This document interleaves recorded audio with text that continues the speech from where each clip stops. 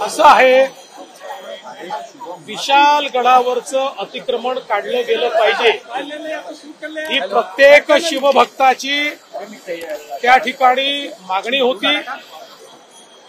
अर्थात हे कायद्याने नियमाने तोडलं गेलं पाहिजे अशी सरकारची देखील भावना आहे।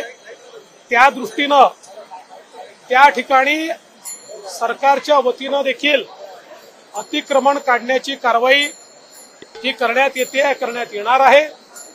आणि आता जी परिस्थिती तयार झाली आहे त्याच्यामध्ये शांतता कशी प्रस्थापित करता येईल याला आमची प्राथमिकता आहे।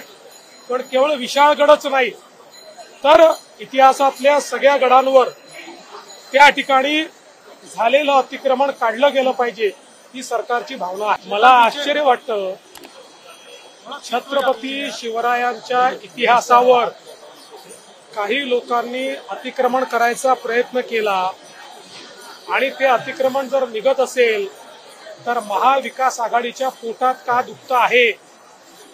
आता महाविकास आघाडीने हे स्पष्ट केलं पाहिजे ते छत्रपती शिवरायांच्या बाजूने आहेत की त्यांच्या गडावर अतिक्रमण करणाऱ्या आणि हिरवे झेंडे लावून मिरवणाऱ्यांच्या पाठीशी आहेत।